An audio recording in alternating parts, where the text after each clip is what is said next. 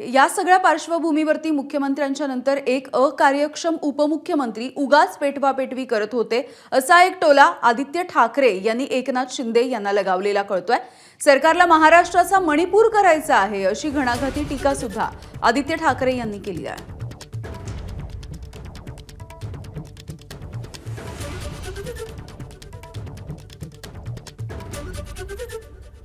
आज आपण पाहतोय कदाचित जे लावालाव्या करतायत, पेटवापेटवी करतायत, मग मंत्रिमंडळातून काही लोक असतील।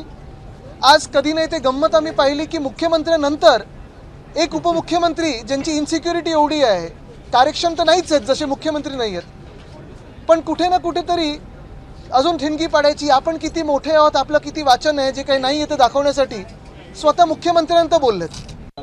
बघा, हे सगळं जेव्हा होत असतं तेव्हा इंटेलिजन्स यंत्रणा, होम डिपार्टमेंट, मुख्यमंत्री कार्यालय कुठे होतं? हे तर मुख्यमंत्र्यांच्या शहरामध्ये आहे ना।